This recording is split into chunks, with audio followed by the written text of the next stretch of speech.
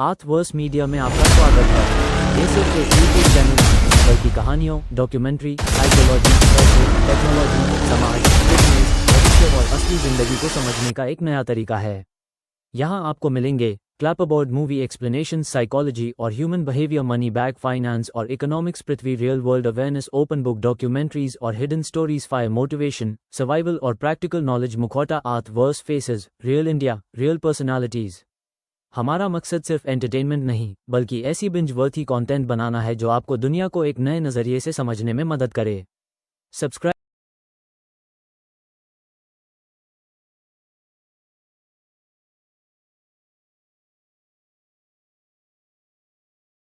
कहानी की शुरुआत दुबई एयरपोर्ट से होती है, जहां से K-29 नाम की एक पैसेंजर फ्लाइट लंदन के लिए उड़ान भरती है। इस विमान की कमान अनुभवी पायलट रॉबिन एलन और फर्स्ट ऑफिसर एना कोवाक के हाथों में होती है। विमान में कुल 216 यात्री सवार होते हैं और सबको उम्मीद होती है कि लगभग 7 घंटे बाद वे सुरक्षित लंदन पहुंच जाएंगे। इन्हीं यात्रियों में फर्स्ट क्लास में बैठा होता है सैम नेल्सन, जो एक बेहद होशियार बिजनेस नेगोशिएटर होता है। वह किसी बिजनेस मीटिंग के लिए नहीं, बल्कि अपनी बिखरी हुई शादी को बचाने की आखिरी कोशिश करने लंदन लौट रहा होता है। उसकी पत्नी मार्शा उससे अलग रह रही होती है। वह साफ कह चुकी होती है कि अब उनके रिश्ते का कोई भविष्य नहीं है, क्योंकि उसकी जिंदगी में अब डेनियल नाम का एक पुलिस ऑफिसर आ चुका होता है। लेकिन सैम अब भी उम्मीद नहीं छोड़ता। वह मार्शा के लिए एक सोने का खूबसूरत हार खरीद कर लाया होता है, जिसे वह अपनी सीट के ऊपर बने लगेज कंपार्टमेंट में सुरक्षित रख देता है। शुरुआत में सब कुछ बिल्कुल सामान्य दिखाई देता है। यात्री आराम से अपनी अपनी सीटों पर बैठे होते हैं और विमान भी बिना किसी परेशानी के अपनी मंजिल की ओर बढ़ रहा होता है। तभी इकोनॉमी क्लास में बैठी नाओमी वॉशरूम जाने के लिए अपनी सीट से उठती है, लेकिन जैसे ही वह अंदर पहुंचती है, उसकी नजर फर्श पर पड़ी एक बुलेट पर जाती है। यह देखकर नाओमी घबरा जाती है। वह तुरंत अपनी सीट पर लौटती है और अपने दोनों दोस्तों को वह बुलेट दिखाती है। तीनों समझ नहीं पाते कि आखिर एक पैसेंजर फ्लाइट के वॉशरूम में गोली कैसे पहुंच सकती है। इसी दौरान पास में बैठा टेरी नाम का एक आदमी उनकी घबराहट देख लेता है। टेरी पहले भी नाओमी की मदद कर चुका होता है, इसलिए नाओमी उस पर भरोसा कर लेती है और वह गोली उसे दे देती है। टेरी उसे भरोसा दिलाता है कि वह फ्लाइट अटेंडेंट को यह गोली दिखाकर पूरी बात पता करेगा। लेकिन जैसे ही टेरी वहां से निकलता है, वह फ्लाइट अटेंडेंट के पास जाने के बजाय सीधे फर्स्ट क्लास की तरफ बढ़ जाता है। रास्ते में फ्लाइट अटेंडेंट उसे रोकने की कोशिश भी करते हैं, क्योंकि उसका वहां जाना नियमों के खिलाफ होता है, लेकिन वह किसी की बात नहीं सुनता और सीधे स्टुअर्ट नाम के एक यात्री के पास पहुंच जाता है। यही कहानी का सबसे बड़ा राज सामने आता है। असल में टेरी और स्टुअर्ट आम यात्री नहीं होते। वे एक खतरनाक गैंग का हिस्सा होते हैं, जिसका प्लान इस पूरे विमान को हाईजैक करना होता है। टेरी स्टुअर्ट को बताता है कि उनकी टीम के किसी सदस्य से गलती से एक गोली गिर गई थी, जिसे एक लड़की ने ढूंढ लिया है। अगर यह बात फैल गई तो उनका पूरा प्लान शुरू होने से पहले ही खत्म हो सकता है। ये सुनते ही स्टुअर्ट तुरंत फैसला लेता है कि अब इंतजार करने का कोई फायदा नहीं है। जो हाईजैकिंग कई घंटे बाद शुरू होनी थी, अब उसे सिर्फ 5 मिनट में अंजाम दिया जाएगा। इसके लिए वह टेरी को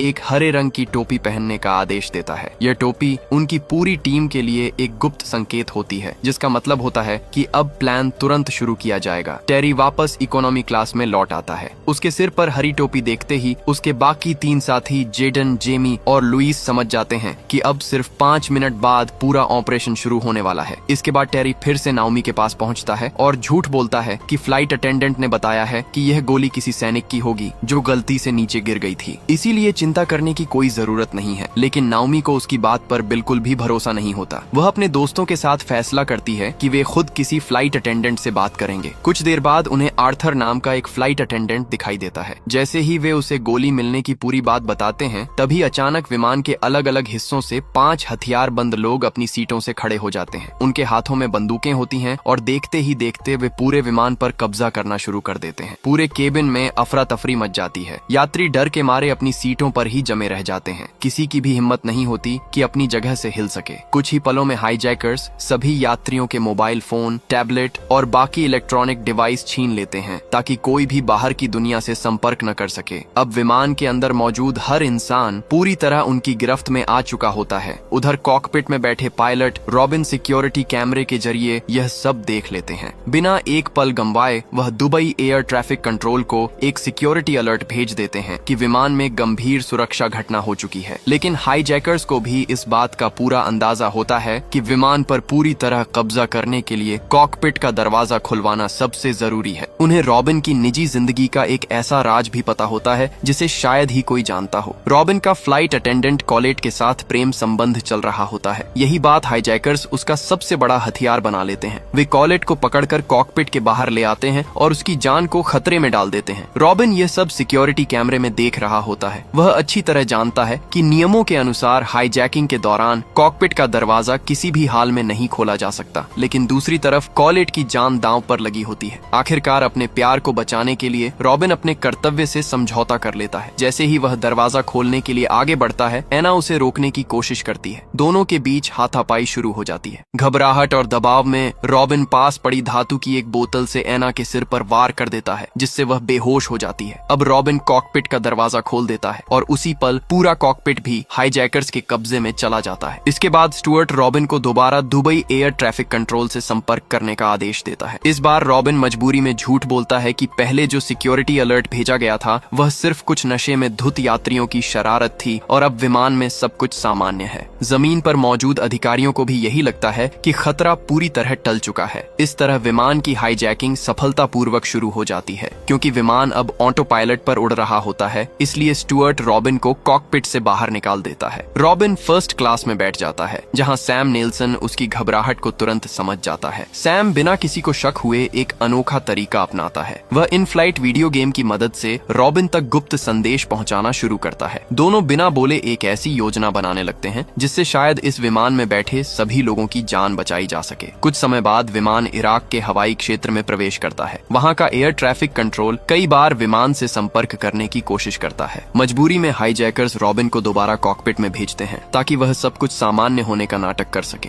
लेकिन इस बार रॉबिन चुपचाप एक छोटा सा कदम उठाता है। वह विमान के नेविगेशन सिस्टम का डायल बहुत हल्का सा घुमा देता है। देखने में यह बदलाव मामूली लगता है, लेकिन यही वह गुप्त संकेत होता है जो उसने और सैम ने पहले से मिलकर तय किया था। कुछ देर बाद ब्रिटेन की air traffic control officer Alice Sinclair विमान से जुड़ी कई छोटी छोटी असामान्य घटनाओं को जोड़ना शुरू करती है। उसे महसूस होने लगता है कि कहीं न कहीं कुछ बहुत बड़ा गलत हो रहा है। वह दुबई से आई उस रिपोर्ट को ध्यान से देखती है जिसमें बताया गया था कि पायलट रॉबिन ने पहले विमान में सुरक्षा संबंधी खतरे की सूचना दी थी, लेकिन कुछ ही देर बाद उसी सूचना को झूठा अलार्म बताकर वापस ले लिया। इसके बाद बगदाद एयर ट्रैफिक कंट्रोल की रिपोर्ट भी सामने आती है जिसमें लिखा होता है कि उनसे विमान का संपर्क बार बार टूट रहा था। एक अनुभवी पायलट से ऐसी गलतियां होना लगभग नामुमकिन था। इसी बीच एलिस की नजर विमान के फ्लाइट रूट पर पड़ती है। उसे पता चलता है कि विमान अपने तय रास्ते से बहुत हल्का सा हट गया है। ये बदलाव इतना छोटा होता है कि आम इंसान शायद इसे नोटिस भी न करे, लेकिन एलिस तुरंत समझ जाती है कि रॉबिन जानबूझकर ऐसा कर रहा है। वह बिना कुछ बोले जमीन पर मौजूद लोगों को यह संकेत देने की कोशिश कर रहा होता है कि विमान हाईजैक हो चुका है। उधर विमान के अंदर सैम नेल्सन लगातार कोई रास्ता निकालने की कोशिश कर रहा होता है। तभी फर्स्ट क्लास में बैठा एक और यात्री जिसका नाम यूसुफ होता है और जो पहले सेना में रह चुका होता है, सैम के पास आता है। वह बताता है कि उसे शक है कि हाईजैकर्स के पास मौजूद ज्यादातर बंदूकों में असली गोलियां नहीं बल्कि ब्लैंक बुलेट्स हैं। ऐसी गोलियां तेज आवाज तो करती हैं, लेकिन सामान्य परिस्थितियों में सामने वाले को मारने के लिए नहीं बनाई जाती। हालांकि वह यह भी कहता है कि बिना गोली देखे वह पूरी तरह यकीन से कुछ नहीं कह सकता। तभी फ्लाइट अटेंडेंट आर्थर मौका देखकर चुपके से फर्स्ट क्लास में पहुंचता है और सैम को बताता है कि नाओमी ने वॉशरूम में जो गोली देखी थी वही इस राज को खोल सकती है। सैम तुरंत एक योजना बनाता है। वह यूसुफ से एक कागज पर 2 तस्वीरें बनवाता है। पहली तस्वीर असली गोली की होती है जिस पर ए लिखा जाता है, जबकि दूसरी तस्वीर ब्लैंक बुलेट की होती है जिस पर बी लिखा जाता है। कुछ देर बाद जब हाईजैकर्स यात्रियों को पानी की बोतलें बांटने की अनुमति देते हैं और सर्विस ट्रॉली पूरे विमान में घूमने लगती है, तभी सैम बेहद सावधानी से वह कागज हेड फ्लाइट अटेंडेंट डेविया को थमा देता है। डेविया बिना किसी को शक होने दिए वह कागज आर्थर तक पहुंचा देती है और आर्थर उसे नाओमी को दिखाकर पूछता है कि वॉशरूम में मिली गोली इन दोनों में से किस तरह की थी। नाओमी ध्यान से तस्वीरें देखती हैं और अपना जवाब दे देती है। आर्थर वापस सैम के पास लौटने लगता है, लेकिन तभी स्टुअर्ट उसकी हरकतों पर शक कर लेता है। वह उसे रोककर पूछताछ करने लगता है। अपनी चालाकी दिखाते हुए आर्थर बहाना बनाता है कि वह सीट 23B पर बैठी एक रोती हुई लड़की को शांत कराने गया था। वह जानबूझकर बी शब्द पर थोड़ा ज्यादा जोर देता है। बस यही एक इशारा सैम के लिए काफी होता है। वह समझ जाता है कि नाओमी ने दूसरी तस्वीर चुनी थी, यानी ज्यादातर हाईजैकर्स के पास मौजूद बंदूकों में सचमुच ब्लैंक बुलेट्स हैं। इसी दौरान एक यात्री नासिर अपनी सीट से उठता है। उसे अपने अंकल की दवा ऊपर रखे लगेज कंपार्टमेंट से निकालनी होती है, लेकिन जैसे ही वह खड़ा होता है, हाईजैकर जेडन गुस्से में आकर उसे जोर से मार देता है। यह देखकर नासिर और उसका चचेरा भाई अपना आपा खो बैठते हैं और दोनों हाईजैकर्स से भिड़ जाते हैं। धक्का मुक्की के बीच लुइस के पेट में कैंची घुस जाती है और वह बुरी तरह घायल हो जाता है। पूरे विमान में अफरा तफरी मच जाती है। उसी समय केट नाम की एक महिला घबरा जाती है, क्योंकि उसकी छोटी बेटी लिजी अपनी सीट से गायब हो चुकी होती है। केट और शीना नाम की दूसरी महिला उसे ढूंढने के लिए सीटों के बीच भागने लगती हैं। हाईजैकर्स का ध्यान दूसरी तरफ जाते ही सैम इस मौके का फायदा उठाता है। वह चुपके से गलियारे से होते हुए कैटरिंग वाले हिस्से तक पहुंच जाता है, जहां टेरी अकेला होता है। सैम बिना समय गंवाए एक भारी धातु की दराज पूरी ताकत से टेरी पर दे मारता है। अचानक हुए हमले से टेरी लड़खड़ा जाता है, लेकिन अगले ही पल वह पलटकर सैम को जोरदार लात मारता है और पास रखा कांच का कॉफी पॉट तोड़कर उसके नुकीले टुकड़े से हमला करने की कोशिश करता है। तभी एक दूसरा यात्री जोंटी वहां पहुंच जाता है। वह सैम की मदद के लिए टेरी पर लगातार मुक्के बरसाने लगता है। इस मौके का फायदा उठाकर सैम पास रखा फायर एक्सटिंग्विशर उठाता है और उसका पूरा स्प्रे टेरी के चेहरे पर छोड़ देता है। तभी टेरी तुरंत अपनी बंदूक निकालकर दोनों पर तान देता है।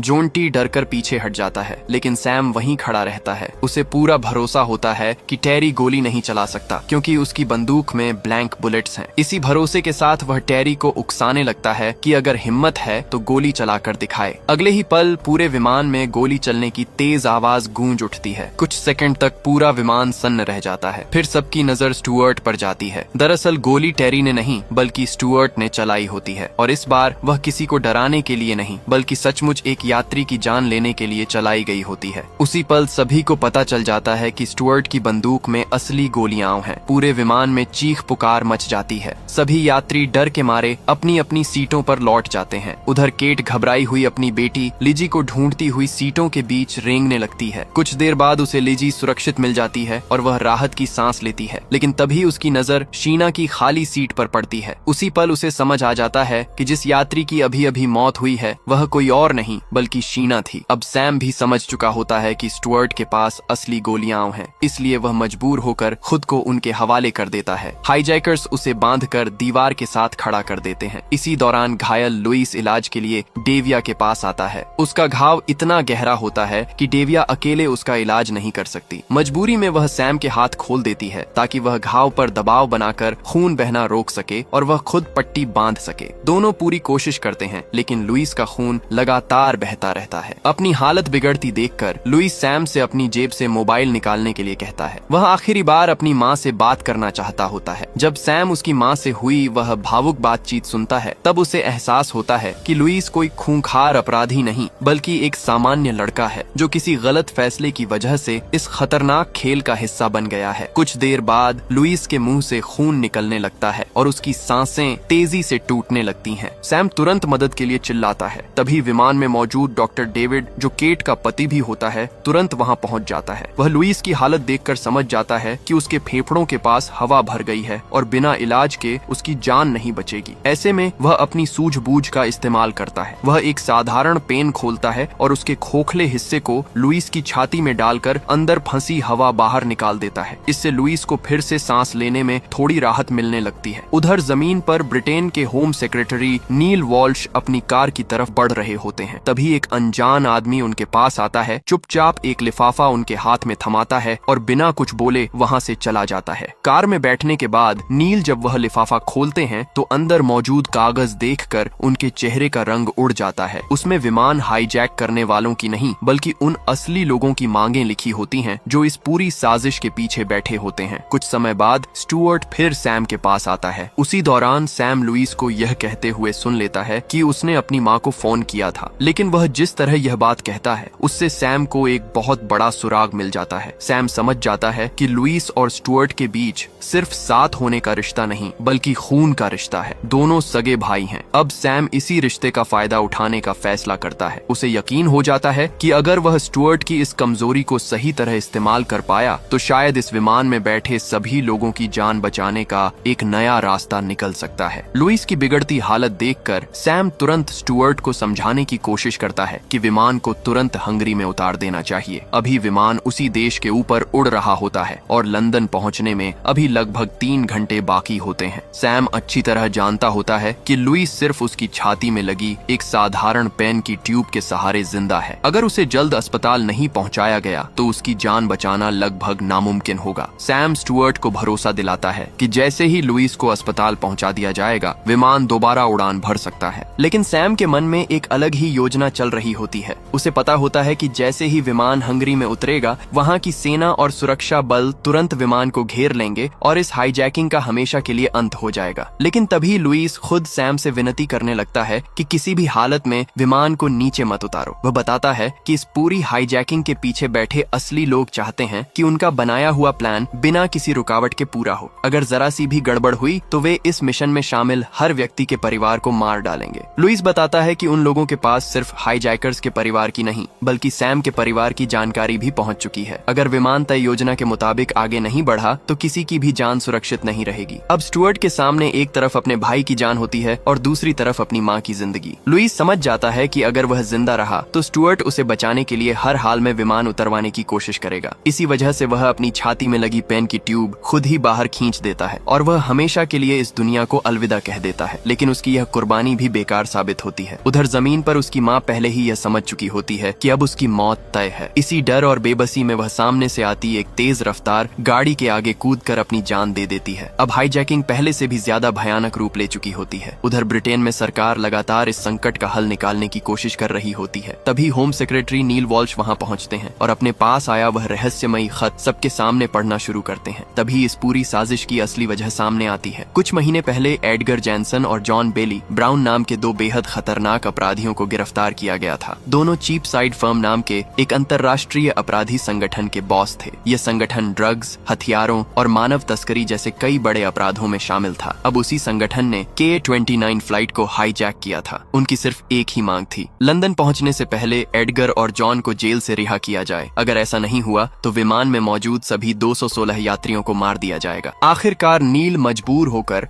दोनों अपराधियों को रिहा करने का फैसला लेते हैं। उन्हें मोबाइल फोन दिए जाते हैं, एक कार दी जाती है और बिना किसी रोक टोक के वहां से निकलने दिया जाता है। लेकिन अपराधियों को पुलिस पर बिल्कुल भरोसा नहीं होता। अपनी भागने की योजना सुरक्षित रखने के लिए एडगर तुरंत स्टुअर्ट को संदेश भेजता है कि वह किसी एक बंधक को मारकर उसकी तस्वीर भेजे ताकि सरकार समझ जाए कि वे किसी भी हद तक जा सकते हैं। स्टुअर्ट सबसे पहले डेविया को मारने की कोशिश करता है लेकिन तभी सैम उसे रोकता है और याद दिलाता है कि शीना पहले ही मर चुकी है। उसकी तस्वीर भेजकर भी वही संदेश दिया जा सकता है। स्टुअर्ट को यह बात सही लगती है। वह शीना की तस्वीर खींचकर एडगर को भेज देता है। कुछ ही सेकंड बाद एडगर वही तस्वीर सरकार तक पहुंचा देता है और साफ कर देता है कि अगर उनकी भागने की योजना में किसी ने भी दखल दिया तो अगली बार किसी और यात्री की लाश भेजी जाएगी। इधर एडगर और जॉन अपनी कार से भाग रहे होते हैं लेकिन रास्ते में उन्हें एक ट्रैफिक चेक पोस्ट दिखाई देती है। असल में वह सामान्य पुलिस जांच होती है लेकिन एडगर को लगता है कि सरकार ने जानबूझकर उन्हें रोकने के लिए यह जाल बिछाया है। घबराहट में एडगर स्टुअर्ट को दूसरा संदेश भेज देता है। इस बार आदेश साफ होता है, एक और बंधक को तुरंत मार दो। संदेश पढ़ते ही स्टुअर्ट का गुस्सा फूट पड़ता है। वह एक महिला यात्री को पकड़कर जमीन पर घसीटता है और उसके सिर पर बंदूक तान देता है लेकिन सैम बिना एक पल गंवाए स्टुअर्ट पर झपट पड़ता है। दोनों के बीच बंदूक छीनने की जबरदस्त लड़ाई शुरू हो जाती है। सैम की हिम्मत देखकर जोंटी भी पीछे नहीं हटता। वह पीछे से टेरी के सिर पर प्लास्टिक का बैग चढ़ाकर उसका दम घोंटने की कोशिश करता है लेकिन तभी एक ऐसा मोड़ आता है जिसकी किसी ने कल्पना भी नहीं की होती। पूरे सफर के दौरान चुपचाप बैठी रहने वाली अमांडा नाम की एक महिला अपनी सीट से उठती है। वह आराम से वॉशरूम में जाती है और अपने बैग में छिपाई हुई एक असली बंदूक निकालती है। इसके बाद वह बिना किसी घबराहट के सीधे विमान के अगले हिस्से की तरफ बढ़ती है। जैसे ही वह कॉकपिट के पास पहुंचती है वह पायलट रॉबिन पर गोली चला देती है। गोली सीधे उसके चेहरे पर लगती है और रॉबिन वहीं ढेर हो जाता है। अगले ही पल अमांडा कॉकपिट के अंदर घुसती है और दरवाजा अंदर से बंद कर लेती है। अब पूरे विमान का नियंत्रण एक ऐसी महिला के हाथ में आ चुका होता है जो स्टुअर्ट की टीम का हिस्सा भी नहीं होती। यह देखकर सैम और स्टुअर्ट दोनों हैरान रह जाते हैं। स्टुअर्ट खुद स्वीकार करता है कि वह अमांडा को नहीं जानता और उसका इस हाईजैकिंग से कोई संबंध नहीं है। उधर बाकी यात्री मिलकर लगभग सभी हाईजैकर्स को काबू में कर चुके होते हैं। सैम स्टुअर्ट को समझाता है कि अब लड़ने का कोई फायदा नहीं है। आखिरकार स्टुअर्ट अपनी बंदूक सैम के हवाले कर देता है। अब विमान में असली गोलियों वाली एकमात्र बंदूक सैम के हाथ में होती है। सैम सभी यात्रियों को भरोसा दिलाता है कि हाईजैकिंग लगभग खत्म हो चुकी है, लेकिन असली खतरा अभी भी कॉकपिट के अंदर मौजूद अमांडा होती है। लंदन पहुंचने में अब सिर्फ 1 घंटा बचा होता है। इसी दौरान इलिक नाम का एक यात्री सैम के सामने एक चौंकाने वाला सच कबूल करता है। वह बताता है कि हाईजैकर्स के हथियार उसी ने अपने बैग में छिपाकर विमान के अंदर पहुंचाए थे। वह ऐसा अपनी मर्जी से नहीं बल्कि इसलिए करने पर मजबूर हुआ था क्योंकि अपराधी संगठन ने उसके परिवार को बंधक बना रखा था। जब सैम उससे पूछता है कि आखिर उन्होंने उसी को क्यों चुना, तब इलिक बताता है कि वह पेशे से शेयर बाजार में काम करता है। यहीं इस पूरी साजिश का दूसरा चेहरा सामने आता है। असल मकसद सिर्फ अपराधियों को जेल से छुड़ाना नहीं था। जैसे ही मीडिया में विमान हाईजैक होने की खबर फैली, एयरलाइन कंपनी के शेयर तेजी से गिरने लगे। एडगर और जॉन पहले से ही उसी गिरावट पर दांव लगा चुके थे, यानी जितना ज्यादा कंपनी के शेयर नीचे जाते उतना ही ज्यादा पैसा उनकी जेब में आता। इस चाल से वे अब तक करोड़ों रुपए कमा चुके होते हैं। इतनी बड़ी कमाई के बाद जॉन चाहता है कि अब दोनों तुरंत हेलीकॉप्टर तक पहुंचकर देश छोड़ दें, लेकिन लालच में अंधा हो चुका एडगर और ज्यादा पैसा कमाने के लिए रुकना चाहता है। यही लालच उसकी सबसे बड़ी गलती बन जाता है। जॉन चुपचाप अपने आदमियों को इशारा करता है कि अब योजना का अगला चरण समय से पहले शुरू कर दिया जाए। कुछ ही सेकंड बाद उनका एक आदमी पीछे से आता है और एडगर के सिर में गोली मार देता है। एडगर की वहीं मौत हो जाती है। अब रास्ते का सबसे बड़ा रोड़ा हट चुका होता है। जॉन तुरंत अपने सारे शेयर सौदे पूरे करता है, करोड़ों की कमाई अपने नाम करता है और वहाँ से भाग निकलता है। उधर विमान में यात्रियों को उनके मोबाइल और बाकी सामान वापस मिलने लगते हैं। सैम इस मौके का फायदा उठाकर अमांडा का मोबाइल देखता है। उसे पता चलता है कि अमांडा की 16 साल की एक बेटी है जिसका नाम एलोडी है।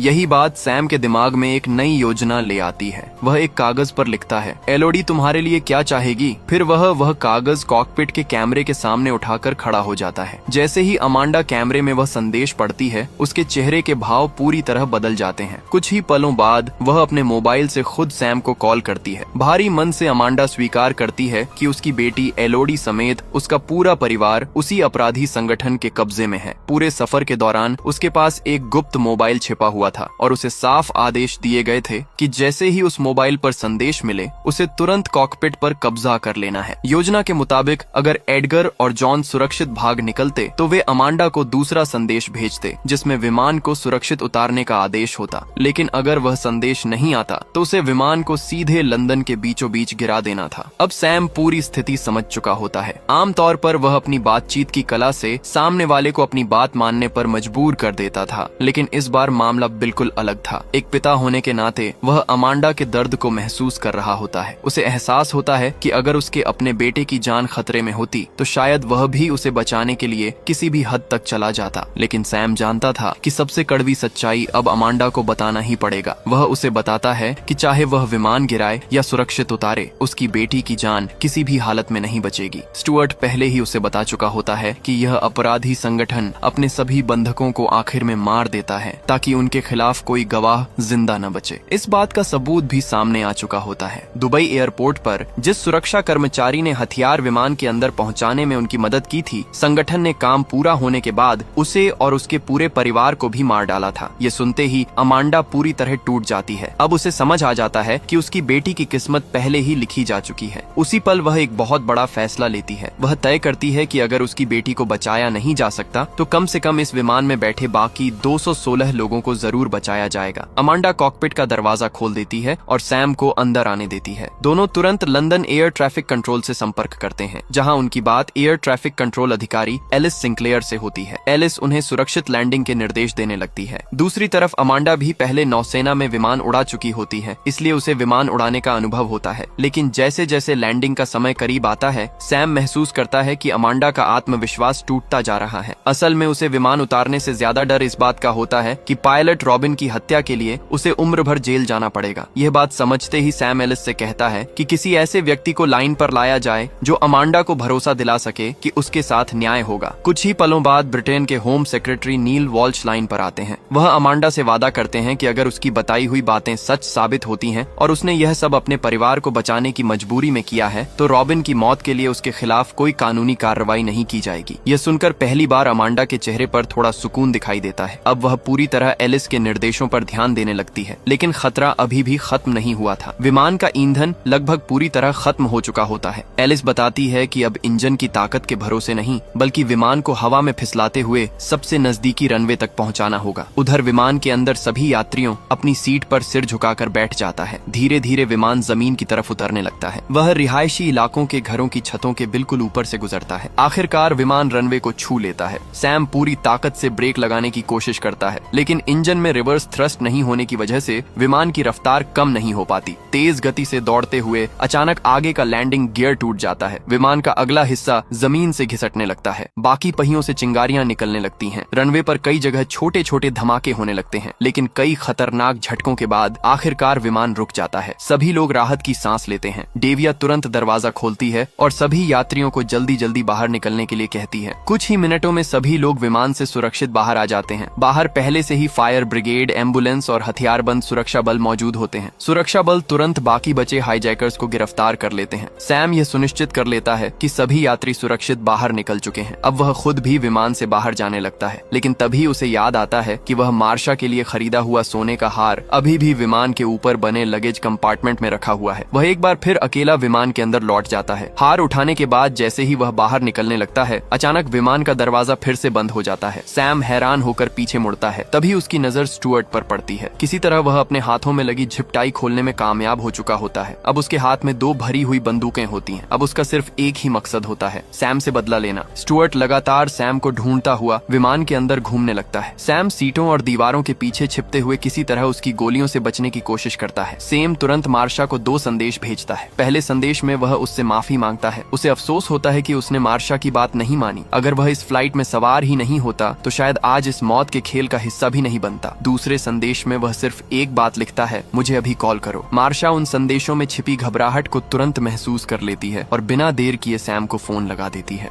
पूरा विमान मोबाइल की घंटी की आवाज से गूंज उठता है। आवाज सुनते ही स्टुअर्ट सीधे वॉशरूम के अंदर घुसता है, लेकिन सैम अंदर नहीं होता। तभी सैम पीछे से पूरी ताकत से दरवाजा उसके ऊपर दे मारता है। वह लगातार कई बार दरवाजे से उसे टक्कर मारता है। आखिरकार स्टुअर्ट के हाथों से दोनों बंदूकें नीचे गिर जाती हैं। उसी समय हथियारबंद सुरक्षा बल विमान के अंदर पहुंच जाते हैं। वे स्टुअर्ट को गिरफ्तार कर लेते हैं। आखिरकार ये खतरनाक हाईजैकिंग हमेशा के लिए खत्म हो जाती है। यहीं इस रोमांचक कहानी का अंत होता है। नेक्स्ट सीजन देखना है तो कमेंट करना मत भूलना।